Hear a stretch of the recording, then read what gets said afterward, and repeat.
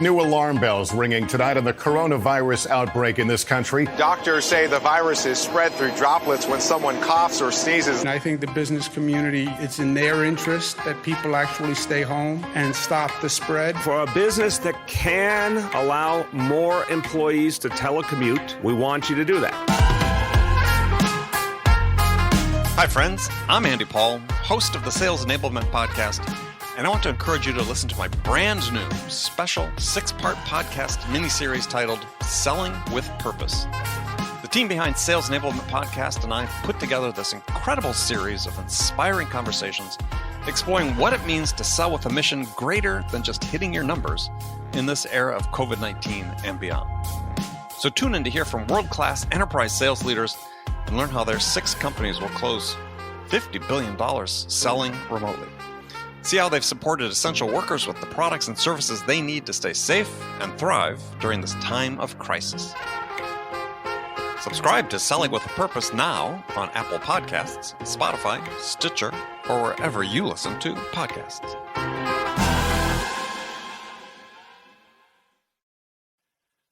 Guided selling from RingDNA makes your entire sales team more effective by revealing exactly what reps should do and when to do it. Guided selling works by transforming sales data into a curated list of prioritized sales actions. So when reps start their day, they'll never again wonder which prospects and accounts or hot inbound leads to reach out to next. Guided selling even shifts reps' priority in response to real-time buying signals. Finally, even new reps can sell like seasoned ones. Let RingDNA be your guide to success. Learn more at ringdna.com/guided selling. That's ringdna.com/guided selling.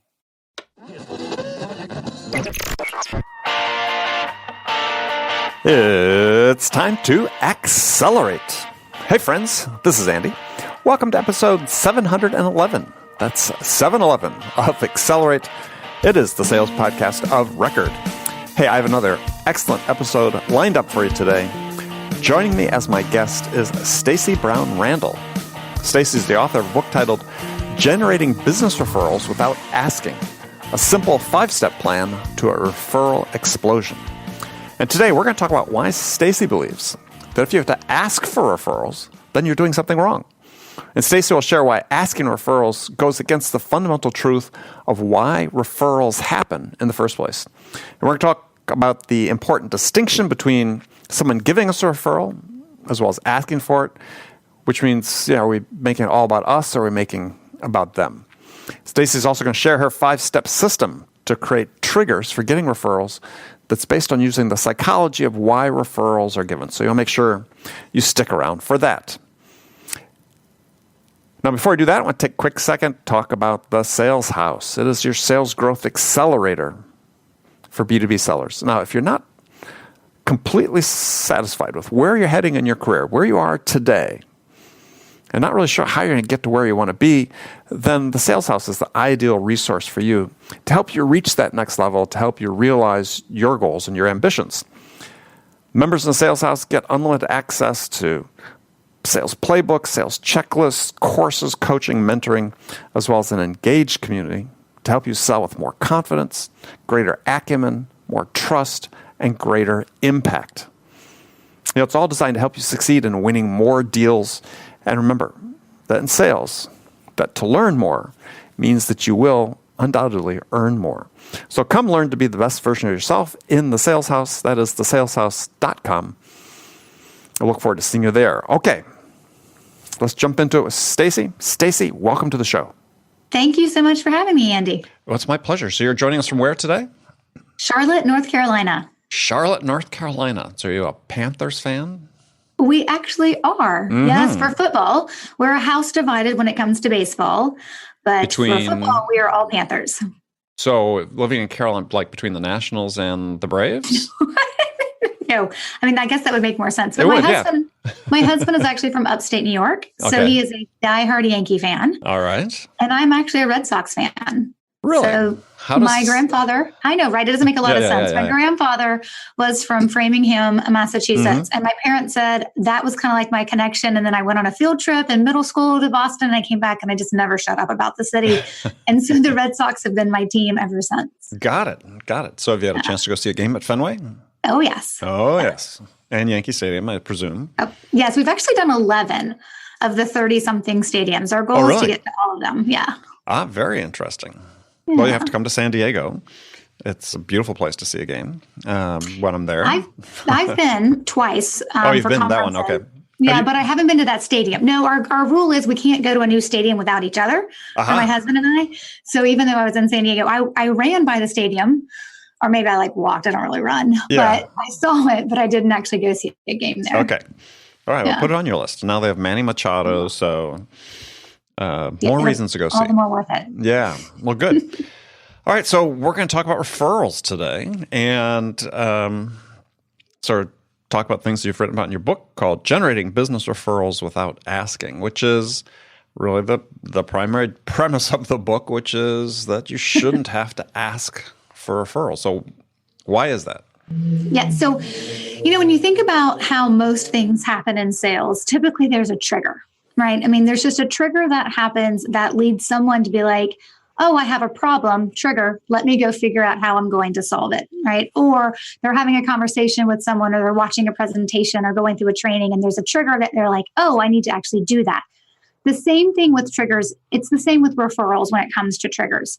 It's just the trigger is typically how it's been taught for generations, right? I mean, ultimately, at the end of the day, the trigger we want is for someone to be in a situation and the trigger to happen, which is, hey, I have a problem. And them to say, oh, I know Andy can solve it for you. I know exactly who can solve it for you. You got to talk to Andy, right? Andy has the answers. Andy has the answers, right? Don't go to anybody else. And so we're looking for that trigger to happen with referrals as well. The reality of it, though, is we don't control the trigger. The trigger happens when somebody is having a conversation with someone else or they know about something of someone else and they're like, hey, I know somebody who can solve your problem, right? You got to go talk to Andy, you got to go talk to Stacey. But we don't like that in sales, right? I mean, most people who are in sales are looking for the trigger so we can make things happen. That's why people cold call, right? We're looking for someone to answer the phone and be half alive, and maybe we can get a trigger of them saying, yes, I'll take a meeting. So it's why we have lots of different tactics out there when it comes to prospecting and marketing, looking for different triggers. Well, the same thing with referrals, except for we don't control the trigger when it comes to referrals. So what do most people do when you don't control something? You try to figure out how to control it. Sure. And the way that we've been taught for decades, I don't know, I wouldn't say generations and generations, but definitely decades and decades, is that if you want a referral, you have to create your own trigger. And the trigger is typically you have to ask the person for a referral, or you have to use some type of referral gimmick, like put in your signature line, the best compliment you can give me as a referral, or to write a book and then give it to people and ask them to pass it out to their clients, right? And then that's how they're effectively recommending you. Or it's the trigger of some type of incentivized referral program where I'm going to pay you every time you send me a referral, and then I'm going to promote that. So we go looking for triggers. It's the ask, it's the commission program, or it's the gimmicky part of the referrals. And we've been doing that for decades. But the reality is most people don't like using those triggers because they feel manufactured, right? They feel false because it's true. They are. And if you understand the human dynamic and the psychology behind why referrals happen, somebody else helping somebody solve a problem, you just happen to be the solution provider. It's not about you. And when we ask and when we use a gimmick or when we try to pay you money for it, we're making that referral about us. Now, I still believe that we have to have our own trigger to have referrals happen. I just approach the trigger mechanism from an entirely different perspective. And it means that you shouldn't be asking, you shouldn't be paying, and you definitely should not be making your referral generation marketing or gimmicky. It has to come up, right, why a referral actually happens, which my process and my system looks at it from the perspective of let's figure out the psychology behind why a referral happens and then try to create triggers from that perspective.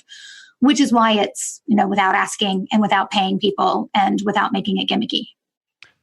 Okay. So, yeah, and I think in business-to-business sales, there's not much going on in terms of paying people for referrals, though I'm sure it happens in some cases. Right. Yeah, you could say an affiliate program is basically a paid referral program. Except for those are disclosed up front. And that's what makes them okay, right? So an affiliate relationship, you disclose it up front. Same thing in the real estate market between realtors. If one realtor hands another realtor a client, it's signed paperwork that says this is what's going to happen, or a fee, it's disclosed, right, is going to be paid if it closes. So it's the same thing with affiliates. That's all disclosed up front. When most people talk about paying for referrals, they're doing it behind the scenes, and that's when it's not the right trigger. Yeah, I would agree. I mean, I've been in sales for 40 years. I've never heard anybody do that, but I'm sure perhaps it does. So, all right, well, let's talk about your process, because I think that for some people there'd be some, that's what people want these days. They want a process. They want a step-by-step recipe for things, but maybe you could fill in some of the gaps here. So you have a 5-step plan that you talk about. So let's walk through that. Sure. So if we want to take my 5 steps and look at it first from kind of like, where does my 5 steps create the trigger? When you understand the human dynamic and the psychology behind referrals, it truly is somebody else helping somebody else. I just want to be top of mind in that referral source's mind, so that when that opportunity is there, they think of me, right? And so how we take care of our referral sources. Well, which assumes that they know what you want to be referred for. Yes, and what you can do for those people. Absolutely. So, right. so how do you ensure that they know that, right? That's sort of the, and you talk about some in your book in terms of staying connected, and more than just an occasional check-in basis. But I think this is sort of for me, sort of the nub of the matter before you start getting into the processes. And the failure of most referral programs is they just don't know what you want, what you're looking for, and what you can do. Well, yes, because we make the assumption incorrectly, right? That's what assumptions are. But we make the assumption that anybody can refer us. Strangers can refer us. But when we think about who's actually referring us, or who should be referring us, or who we want to be referring us, we recognize that we have to have a relationship with them. We have to build trust with them. And part of that is them understanding what I do and who I can help, and sometimes who I can't help. So when I talk to people about my 5 steps, there's a few, I would say, thoughts that I already have in place that I'm assuming you already have down, meaning that you are really clear on what your client experience looks like, right? And then you're also really clear on the fact that you need to build relationships with your referral sources, because strangers aren't going to refer you. Sure. And you don't just get referrals from clients, right? You can also get referrals from, centers of influence and people in your network that actually know what you do, but don't do what you do, and then come across your ideal client. So yes, it doesn't mean every time you get a referral, it's going to be the perfect referral, right? I always tell the students in my Growth by Referrals program, I'm like, look, in the beginning, we're actually going to focus on quantity, because we want to build the habit in our referral sources to refer us. Granted, I don't want a CPA, right, receiving a referral to help someone buy a house. Like, I'm not talking about completely out of the realm of what would be close to a client for you. But we want kind of that mechanism of them building the habit of referring us before we decide to have a conversation with them and focused on quality, because quality is important. It just comes second once that habit's been built with our referral sources. We ultimately want the quality there, but the conversation you have with a referral source who is sending you referrals, but not ideal fit or not the ones you can help, there is a conversation to be had with them, but it has to come after they've referred you a couple of times, so that you can position it correctly, so they don't take offense and they don't start thinking, oh, I have to qualify people before I send them to you. We don't ever want them in that place. No, so that's not their job. So you talk about sort of 2 primary referral sources. You've got your centers of influence you talked about. So explain what that means.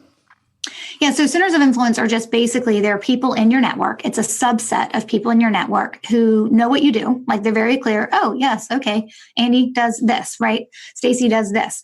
And they don't do what you do, so there's no competitive overlap. And then at the same time, they also come across your ideal client. So they're more likely to actually be in their business setting, right? More than likely. But this can happen in personal settings as well. Right. They're more likely to come across who you need as a client. And so from that perspective, they become your centers of influence. So you can receive referrals from them. And then, of course, you can receive referrals from your clients as well. I mean, and of course, every once in a while, you'll get referrals from family or somebody who may know you, who knows you, but you don't know them. That happens a lot. It's way more rare. But usually it's centers of influence and it is your clients are the 2 biggest groups or bulks of the referrals you're going to receive, who they're going to come from. All right. So if you're a salesperson, 2 questions then come to mind is, how many centers of influence is it logical that you could have, or is there an optimal number on that? Anything? So it really depends on how many referrals you need in a year will dictate how many centers of influence you need being referral sources for you. Now, if you're in sales, my guess is if you're doing it, depending on this, I guess I should say, depending on the sales that you're in, the reality is you probably have a large network. Most people usually do. I would say business owners are in the same kind of boat. Not always, but they have a large network. You may know thousands and thousands of people, right? You may have thousands of people who follow you or like you on Facebook or connected you on LinkedIn, right? And then you may be very well known in certain circles. So there's always that network, right? And that's very important to be known in a network. But what we're looking for is to kind of funnel down to the people who will actually be more likely to refer you because they're going to come across the opportunity to refer you. So how many centers of influence you need as referral sources is really dictated by, well, how many referrals do you need? Are you the attorney, right, who needs about 12 cases a year and you'd like to be picky so you can pick the right cases? So getting 20 referrals in a year is more than you could possibly ever need and allows you to pick and choose what you want. Or, right, are you in more of a little bit more transactional kind of sales where you need more like 50 clients in a year or 100 clients in a year? Well, then that's going to determine how many referral sources you need, because how well your referral sources refer you dictates how many of them you actually need. If you've got referral sources, let's just say you need 50 clients in a year, new clients, not repeat. You need 50 clients in a year and you've got 50 referral sources, but only 20 of them are actually really active. Yeah, so 50 sounds like too many, quite frankly. Well, right. Well, first of all, exactly. But 20 of them are probably active, right? So they're actually sending you someone at least once, one person a year as a referral, maybe 2 a year. Well, I would say, well, we would just cut out that other 30 that we don't need because they're not active. We're looking for those active referral sources and then being intentional about growing more referral sources if we need them. Okay, so that was the second part of the question then, is how do you identify and grow a referral source, a center of influence? So it first comes down to making sure that's the type of person you want to have a relationship with. Because at the end of the day, referral sources are only going to refer you because of a relationship with you and the trust that they have in you, which means you're going to need to spend some time. And I call this staying top of mind, not keeping in touch, but staying top of mind in a memorable and meaningful way, which is part of my 5 steps, so that they don't go 9 months without hearing from you. And then when they do hear from you, it's something that's impactful for them so that they remember it longer. And you're more likely, when the triggering event happens, for them to know somebody who has a problem, right? They automatically think of you because you're top of mind. You want to be top of mind when the trigger happens. And so it comes down to developing relationships with your referral sources. Right. Agree, 100%. But so the question, I guess, would come to mind is say, okay, am I developing somebody as a referral source? And I'm using the center of influence term to distinguish from a client. Is this somebody that potentially I just don't know at all? And I just think, okay, based on the criteria I'm looking for, in terms of the various overlaps that you mentioned before, this is just someone I'm proactively going to go out and basically prospect in order to develop them into a center of influence? Well, that's the harder way to do it. I mean, it definitely happens that way. But that's what I just want to make sure for the people listening is that, are they new, or are these people that you already know that you're then developing as a center of influence? So you don't typically walk up to someone and be like, you should be a referral source for me. Well, no, but if they identify them as somebody that'd be appropriate. Right. So that's the first step, is actually identifying who are the people who have the potential to be referral sources for you. And typically then the second within step, your network.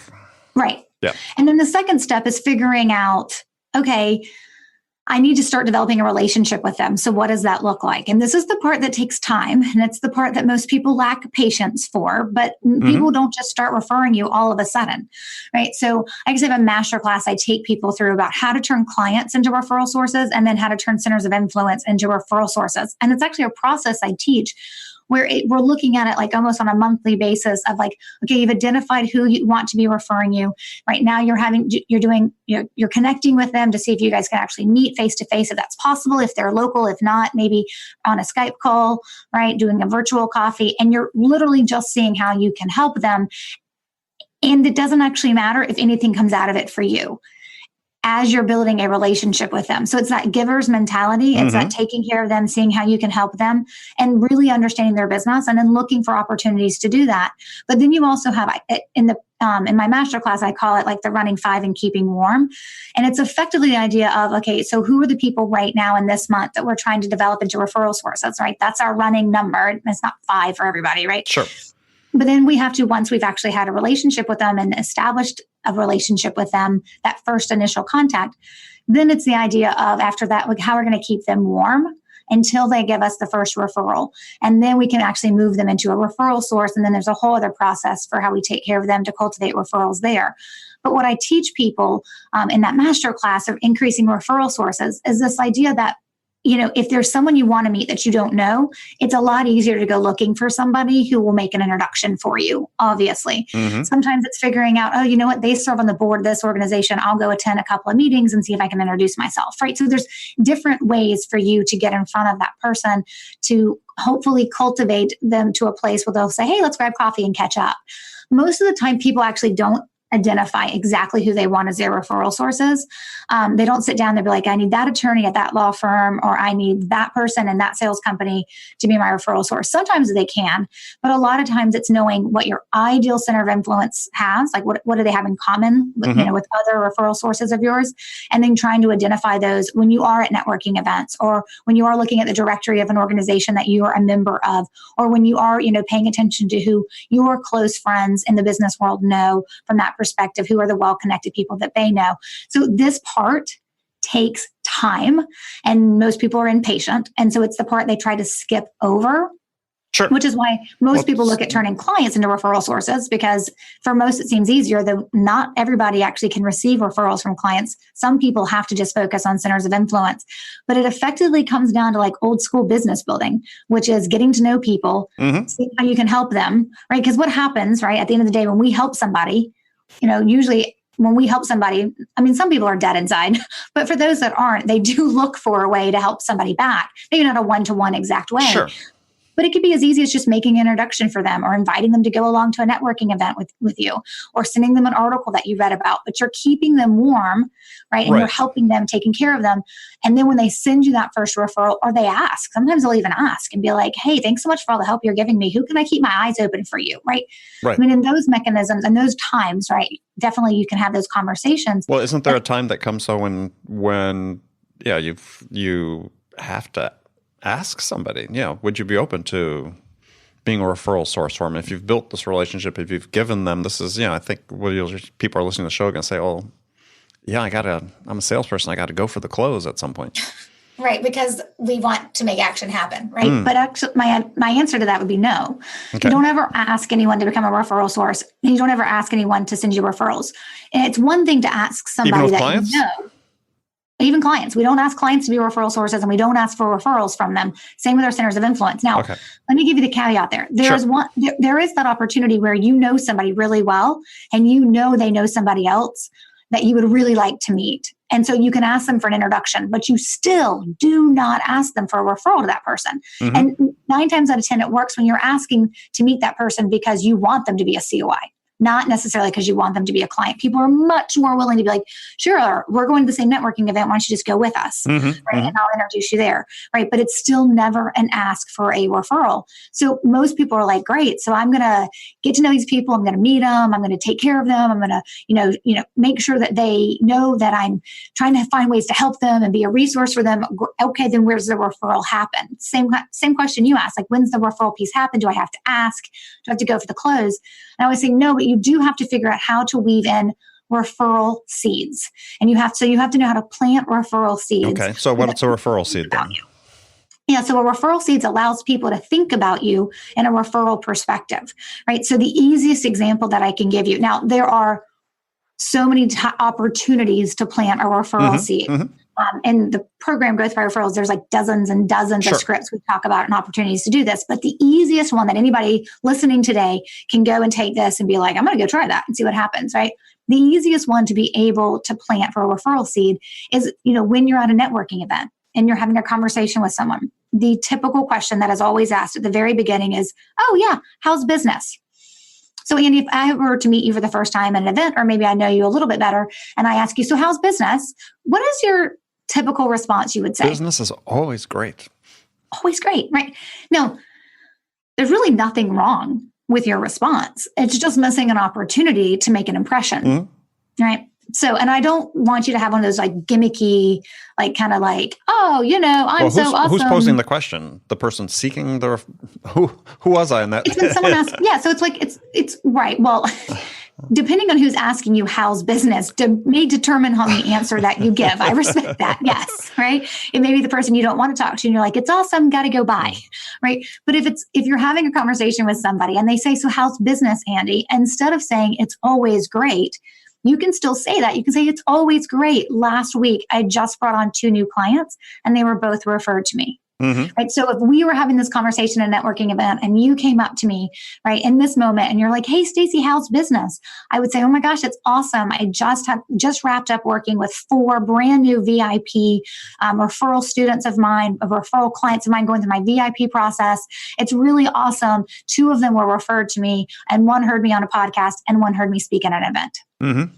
Right. So it's that idea to talk about, but the best ones, right, are of course always the ones that are referred to us. That's why I started with that. So it's that idea of planting the seed of where your clients are coming from. They're coming from referral, right? So it's not saying I work by referral. Like we're not trying to be gimmicky.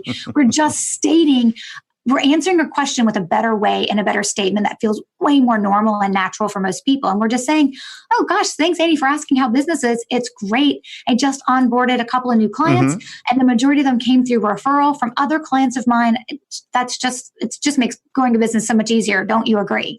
So right? And it allows that conversation. And is the seed sort of the same things you write about your book? And I think as looking at the strategic response.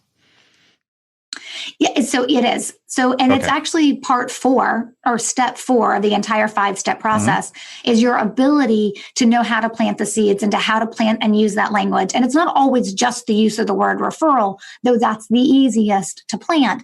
And I always tell folks when people take my Referral Ninja quiz, which is just a free 9-question quiz I have where people can figure out how good are you actually at generating referrals? Like what's your skill, what's your ability, what's your level?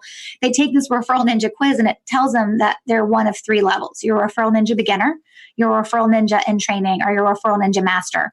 And 85% of the people, over the thousands of people who've taken the quiz, are going to land at the beginner level. It's like 84, 85%. Another, 13, 14% are going to land at the in training, and only 2% make it to the master level.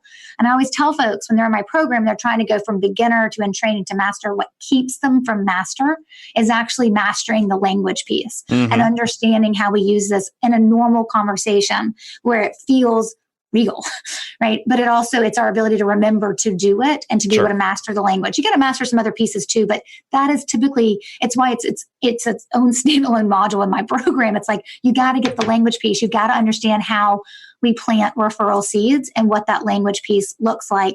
And it's not like you're doing it every day. And every single time I talk to you, I'd be like the same answer, but it is understanding and weaving in that basic language.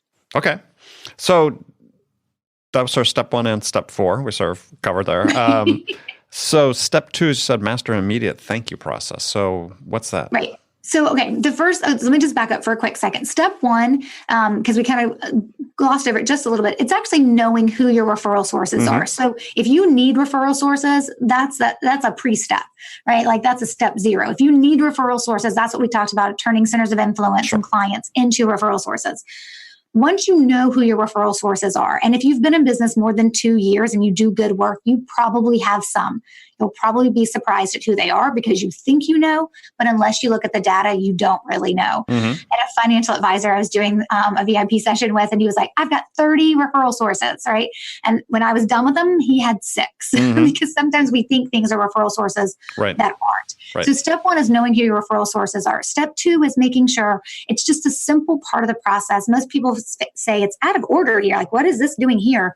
It's number 2 because I don't ever want anyone to overlook it, which is you have to know how to properly thank someone who sends you a referral, which means effectively you need to be able to send a handwritten thank you note for someone who sends you a referral. Now, in that thank you note, I want you to use referral seed, right? And I want you to plant some referral seed language in it, but I want you to make sure you can write a thank you note, because what we normally do in sales and in business is we go for the easy button. We're going to send the text or the email or do the quick phone call and pray it goes to voicemail, right? So we can just get through the thank you.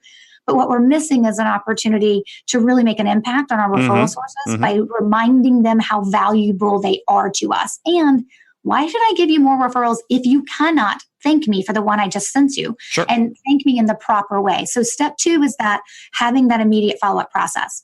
Once you have that in place, you can easily move into step 3. And step 3 is to say, great. Let's stop on step 2 for a second. So there's a lot of things going on these days in terms of digital gifting, or, so is it a thank you note and a mug, or, a gift box, or just is handwritten thank you note enough? So a handwritten thank you note is enough. If someone is sending you multiple referrals in a year, and every time you sit down to write them a thank you note, you want to also send them something else, that's fine. It's called a reward. So they're getting it as a surprise on the back end as a thank you, never as an incentive to send you. The other thing is, because you use the example of a mug, it better not be a mug with your logo on it, because a mug with your logo on it is about you, and that is not a gift to somebody else. Exactly. Unless you own Yeti. And people will happily take anything Yeti from you, from their tumblers. I got a very nice one from somebody last week. Great. We'll take the Yeti. I'm loving my Yeti, yeah. Yeah. So, but the truth is, your logo better not be on the Yeti, right? Now, there's a place for promotional items, absolutely, but that place is not in our referral thank you. And it's not even within our referral plan. Okay. All right. So, step 3 you're heading on to then. Yep. So, great. Building your who long-term your referral plan. sources are. Yeah. Building your long-term plan. Yeah. So you know who your referral sources are. That's great. You know how to thank them every time they send you a referral. But what do you do so that there is a triggering event that you're kind of controlling, right, in between receiving referrals? And that is how we stay memorable and meaningful and top of mind with our referral sources.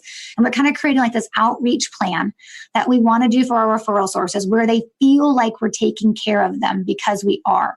And ultimately what they feel is a referral experience, but they don't know that's what it is. It goes back to that Maya Angelou quote.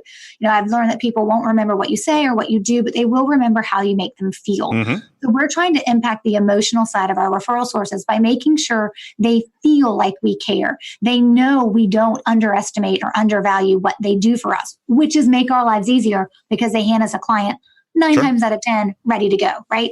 So we're taking care of them. We're acknowledging them. We're trying to be helpful for them. But let's be honest. If you're in sales or you're a business owner, if something isn't actually said you're going to do it, or on your calendar or on your task list, the odds of it happening are like slim to none, right? Because we just move so fast, things don't happen. So it has to be a plan, right? I think that's the beauty of a referral generating plan, is that it is an actual plan, right? And then there's the ability, right, to actually make sure you're going to implement on that plan. But I'll talk about implementation when we get to step 5. Because step 3 is all about, you've got to have a way to make sure your referral sources never forget you. They cannot go 6 to 9 months from feeling like they haven't talked to you or connected with you. But I'm not talking about your newsletter, and I'm not talking about the text message every 32 days. It says, hey, how's it going? And we all know what you're doing when you do that, right? I'm not looking for you to send me an email that says, hey, I saw this article and I can tell it's a blast email you're sending out to 35 people, right? So we have to be intentional about what this is, and we have to be authentic, and it's memorable and meaningful. That is most important in that regards. But what makes step 3, which is in my Growth by Referrals program, I call the meat and potatoes of the whole thing, right? It's the only module in the course that has 2 videos to make sure we understand it all and we get it all down. But the only thing that makes it work is step 4, which is the language piece, which is what we just talked about, planting those referral seeds. So if step 3 is the meat and potatoes, step 4 is the secret sauce, the language that makes the meat and potatoes taste good. And so we have to use the right language so that we are developing into the subconsciousness of our referral sources, us and referrals. Think Stacey, think referrals. Think Andy, think referrals. And they don't walk around thinking that, but they feel taken care of in a memorable and meaningful way with the right language. And because we're top of mind, those opportunities happen more and more. Then we want to just wrap all that up with a pretty little bow in step 5, which just says, look, it's an experience for your referral sources. When you're taking care of them, right, in an ongoing way, and I don't mean every week or every month, but when you're taking care of them in a memorable and meaningful way, and you're weaving in the right language and you know who they are and you're sending your thank you notes when they do send you a referral, right? They're getting an experience. As a sales professional or as a business owner, we're so busy, we need a process. And so step 5 is just being able to take it and systematize it and automate and delegate what we can so that the plan, the touch points, the outreach actually happens for our referral sources. So examples of automating it. So it kind of depends on what is in your plan, right? In some cases, I tell folks it's not always going to be automation. It may be more delegation, right? So it may be, let's just say for sake of argument, you decided you wanted to throw an event for your clients. And as part of your referral generating plan, you wanted to include your referral sources in that.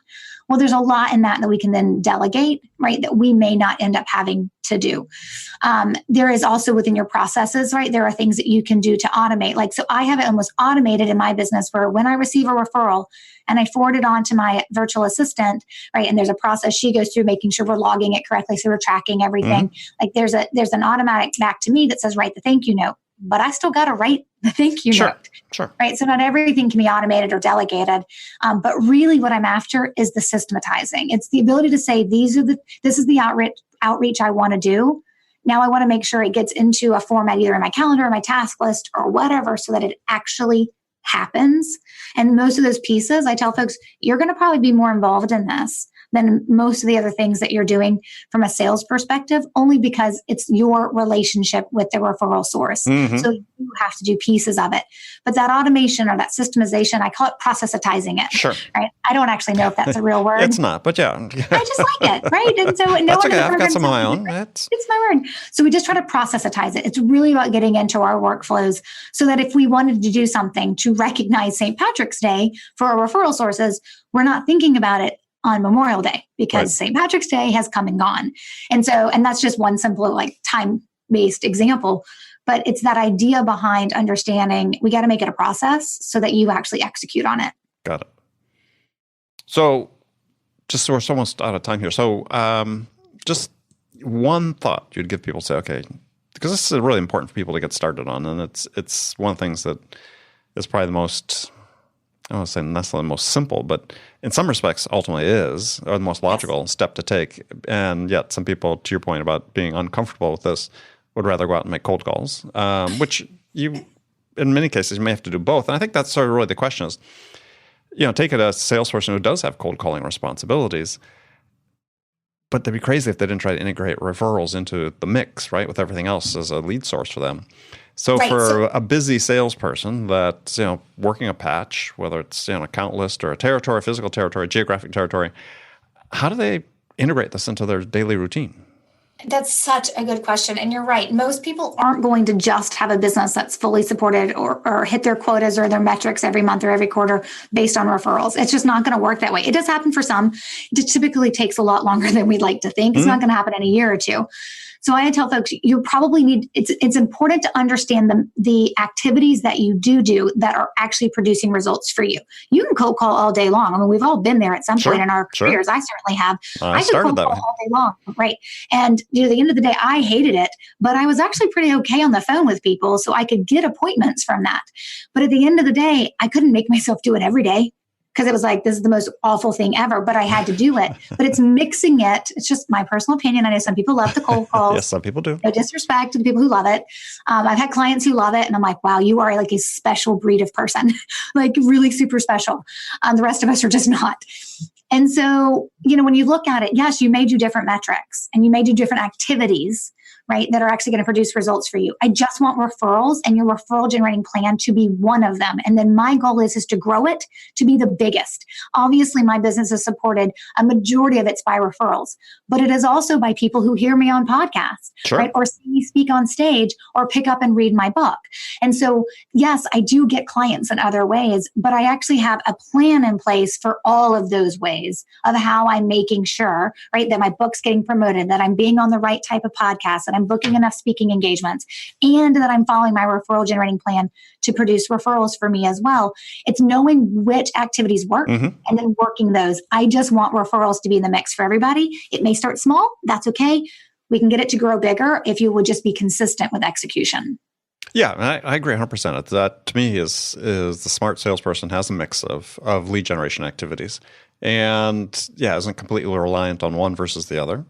And referrals is certainly one that if you've been in a territory, as you said, for any period of time, let's say a year or two, it's going to be hard if you're a brand new salesperson. You have to get referrals, but if you have a little bit of a book of business that you've developed, then this should be an integral part of your plan and follow the process Stacey just talked about. So we got to jump off, but so tell people how to get in touch with you.